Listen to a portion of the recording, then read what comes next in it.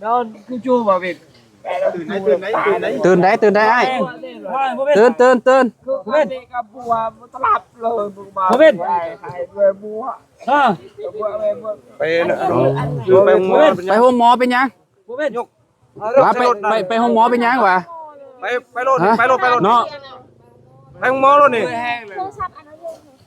มีรถอยู่บ่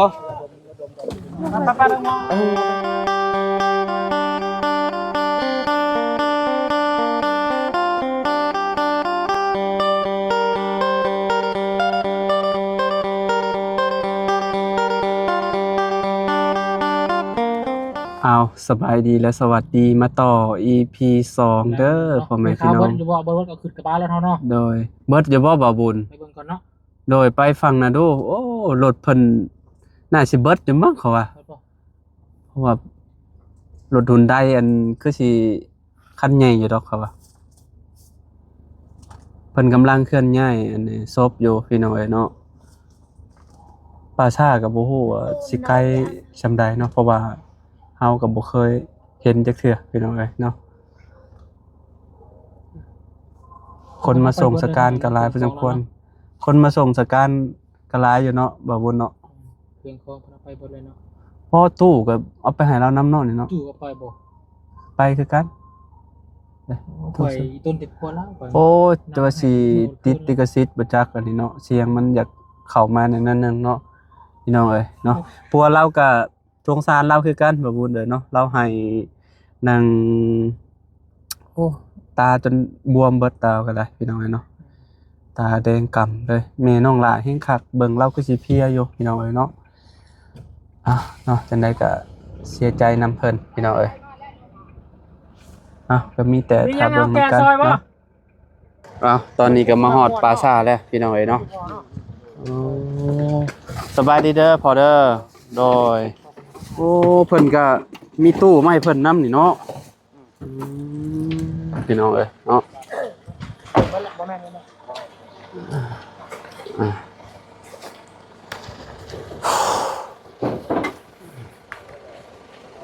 โอ้ปราสาทบ้านเพิ่นมีแต่ก้อนหน่อไม้เนาะโอ้อันนี้มีแต่มีบ่าวบุญนั่นแหละอย่างนี้เนาะเอาจับไปจอดรถไว้จะพุ่นก็ได้บ่าวบุญไปจอดมุมนั่นน่ะเอา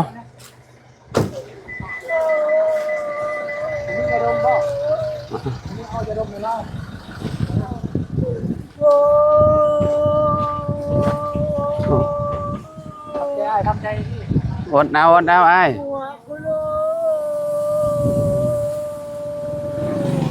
เราให้น้ำเมียเราพี่น้องเอ้ยเนาะโอ้ยเนาะกระบาบเราเด้พี่น้องเอ้ยเนาะเฮ้ยเนาะ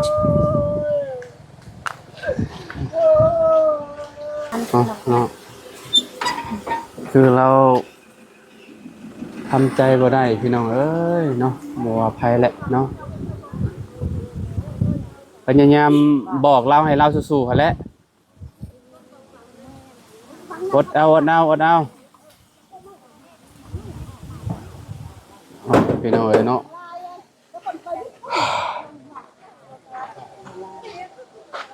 ตอนนี้ก็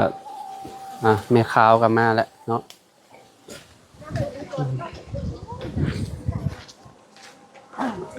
โอ้ฝั่งนี้ก็ยังเป็นบ้านคนอยู่เลยพี่น้องเอ้ยนี่บ้านคนเนาะพี่น้องเอ้ยเนาะทางอ้าย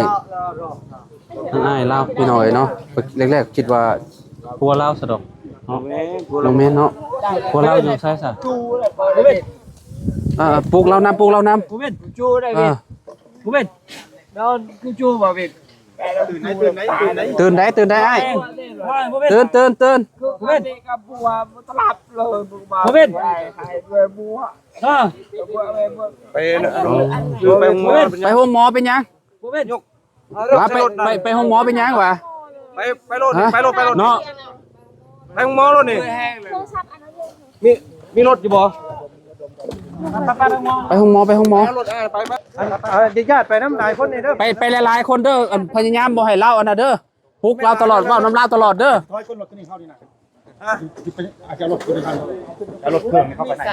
เรื่องคนเจ้านะเฮ้ยคนเจ้าไป ปลุกเราเด้อปลุกเราเด้อลุก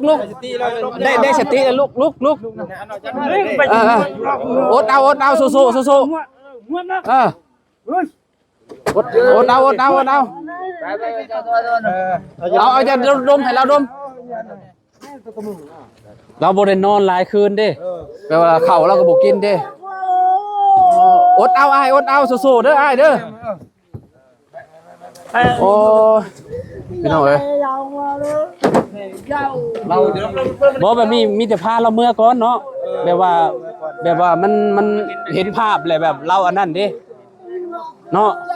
เพราะว่าพาเราเมื่อก่อนเฮาว่าพาเราออกไปอยู่เฮือน พาเราออกไปอยู่เฮือนพุ่น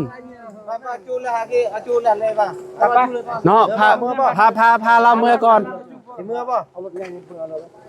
เมื่อเดี๋ยวซุ่มเฮาสิเมื่อเลยขับมาส่งจูนแม่นพาเราเมื่อเฮือนโลกเขาว่าเราอยู่เราเห็นภาพแบบมันอันนั้นนะแม่นไปพาจูเลย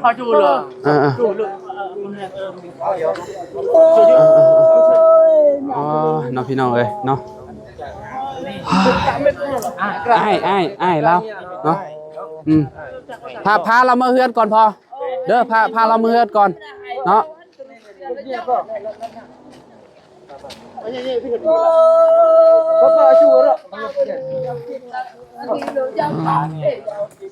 โอ้แบบว่ามันสะสมลายมือแล้วก็บวกกับคนเมื่อยนำเด้เนาะแบบหลายคนเห็นอยู่เราเมื่อพักผ่อนก่อนอันใกล้ๆหนึ่งดอกพี่น้องเอ้ยบ่ได้ไกลมันใดเนาะจากป่าซ่ามาพี่ก็ได้เนาะใช้ซ้อน3นั่งดีๆเด้อ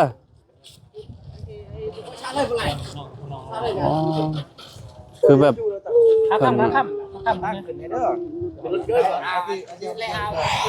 เนาะ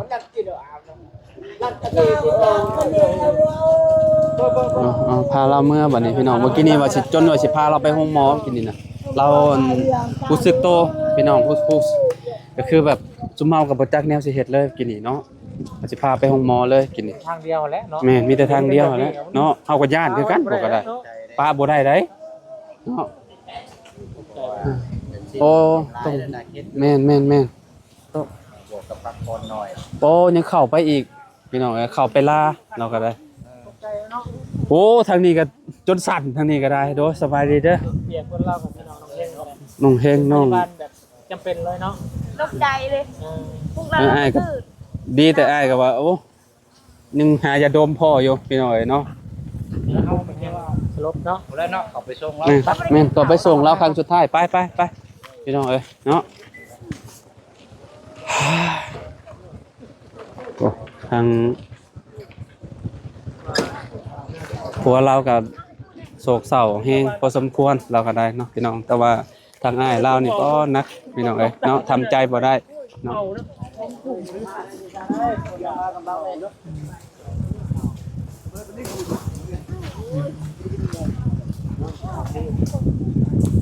ไปเดี๋ยวเนาะ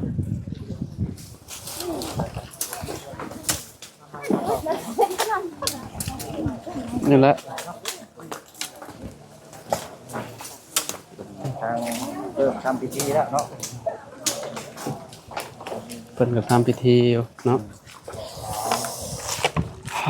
พี่น้องเนาะเมื่อกี้จะตกใจไปเลยเนาะคิดว่า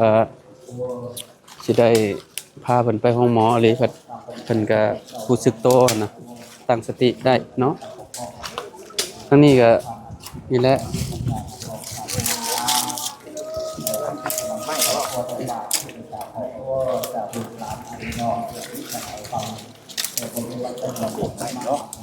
เส้นไหมนั่นแหละ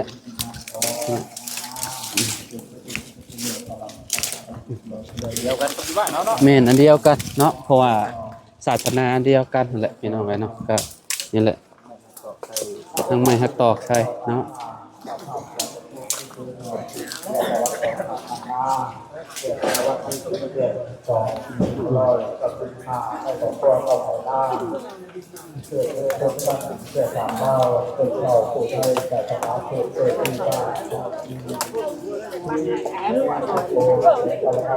เพิ่นไข้เนี่ยแหละพี่น้องเนาะ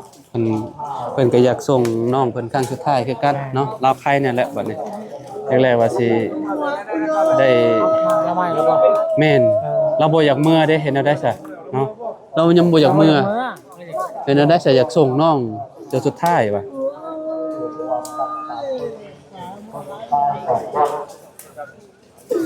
เจ้าก็มีลูกมีเมียอยู่บ่หึเมียเราก็มีอยู่บ่ว่านี่ไอ้นี่เมียเรามานำอยู่บ่ฮะเจ้าก็บ่ได้แม่นคนมานี่บ่อ๋อเราอยู่บ้านสกี ได้แล้วได้น้ำเชียน่ะ ผมเมียเราบ่ได้มาเนาะเมียเราอยู่บ้านพุ่นเนาะโอ้ยเนาะพี่น้องเอ้ย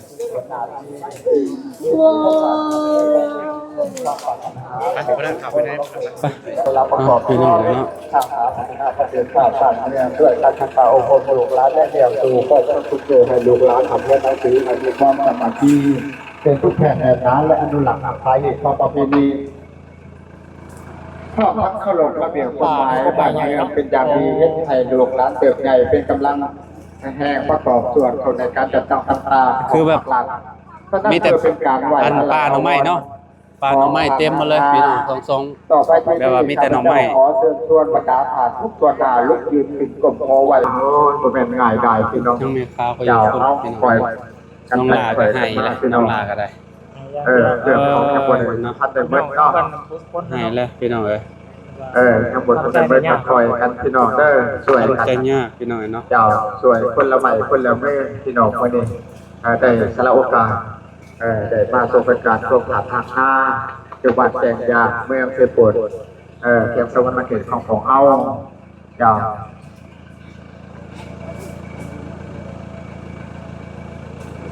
ต่อไปก็ที่ได้บอกให้ทางศิลวัตรเด้อ พี่น้องเนาะกำลังทำพิธีเนาะแบบทางศาสนาแหละพี่น้องเนาะแล้วก็เพิ่นก็สิหลังจากที่จบพิธีแล้วเพิ่นก็เนาะสิเผาพี่น้องเนาะป่าชาบ้านเพิ่นคือมีแต่ป่าไม้อย่างนี้แล้วเนาะป่าไม้แบบใหญ่เลยพี่น้องแบบ เยอะเราไปเอาเอง แม่น เพราะว่าเขามาบ่ได้ข่อย บ่คะแนนคนแบบบ่ได้แม่นในพื้นที่นะเขามาคิดว่าบ่ได้แม่นป่าชาแล้วนี่เขามาแบบมันแบบตึบไปเลยหั่นน่ะแม่นเป็นดงไปเลยพี่น้องเขามานี่มาจ๊ะเอนี่บ่าวจันนี่ยันไปบ่เป็นอยู่เขาว่าเนาะนี่พี่น้องเอ้ยเนาะ เมื่อกี้นี่ก็ต้องตกใจพี่น้อง แม่นว่าจนเช่นเพิ่นสิพาเราไปห้องหมอเลยกินนี่เราตื่นขึ้นมาบัดนี้พี่น้องเอ้ย ประกาศทิศเนาะอ้ายพี่น้องเนาะลำไส้จนเป็นลมคิดฮอดน้องสาวผู้ร่วงรับน้องชายเขาใส่พี่น้องเอ้ยมาไปดีอยู่กับขอให้สู้ต่อไปเนาะ โอ้ย ญาติๆลูกหลานแล้วก็อยู่พี่น้องบวชให้ บวชขาวเนาะ ขาวหลายมีแต่บวชขาวเนาะ โดย ผู้บวชเป็นผ้าเหลืองจังว่ามีคนสองคน มีอยู่บ่มันมีแต่จั่วมาแต่วัดติเหรอผู้ชายเพิ่นก็บวชนะเด้บวช สองคนนั่นแหละตัวน้อยสองคน โดย นั่ง โดยตอนนี้ก็เสร็จพิธีแล้วพี่น้องเนาะเสร็จพิธีมาเปิดภาพมาเห็นน้องมีเป็นรูปพี่เนาะ แม่นมาฮอดพี่เลยเนาะ หลายคนพี่น้องจำได้เด้นี่ มีหยังกันน่ะ ตอนพี่น้อยเนาะเข้าคอยสำหรับให้วางก่อนเนาะ วาง ให้เป็นวางก่อนเอาคอยวางสำหรับเนาะเจ้าให้พ่อแม่ครูบาอาจารย์แล้วก็สมณเณรแล้วเขาออกไปออกเอาคอยย่อยเจ้านำน้ำหอมเด้อไปออกเด้อพ่อแม่ครูบาอาจารย์เนาะ เอาคนที่เรียก นางขาวเพิ่นก็เนาะพี่น้องแล้วเรียบร้อยแล้วเพิ่นวางแล้วแหละพี่น้องเอ้ยเนาะทางเฮาก็สิเข้าไปวางดอกไม้จันทร์ก่อนพี่น้องเอ้ยเนาะตอนนี้วางแล้วแหละพี่น้องตอนวางบ่ได้ถ่ายให้เบิ่งเด้อพี่น้องเด้อยันมันติดเรื่องเนาะถ้าติดเรื่องมาแล้วก็สิได้ลบคลิปพี่น้องเอ้ยเนาะก็มื้อนี้เนาะทางสิเฮาก็และมุ่งหน้าออกไปนอกก่อนพี่น้องเอ้ยเนาะถ่ายอยู่นอกไปถ่ายอยู่นอกนางขาวไปถ่ายอยู่นอกบัดนี้แล้ว ความโศกอะไรเอาบอลของความน้ำ แต่ล้างมือล้างหยังแล้ว มองมันนุ่มสดน้ำแก่หน่วย ไปบ้านเนาะ ที่ใดประจำกันนี่ถ้าใส่ที่ประเสริฐที่ใจที่เรื่อยๆขอจงเกิดแก่ทุกท่า ไปล้างน้ำมนต์เด้อเอาไปบ้านนี่พี่น้อยเนาะออกไปนอกแล้วบาดนี่เนาะ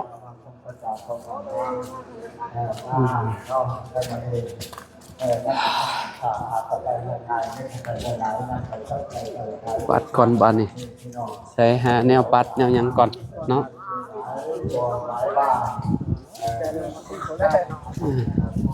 ไปทางใดเด้อันอ้ายนะเมื่อแล้วบ่หาแนวปัดก็เด้อบ่าวบุญเด้อปัดก่อนมากันนี่หาเขาตกนี่ไปเนาะแม่น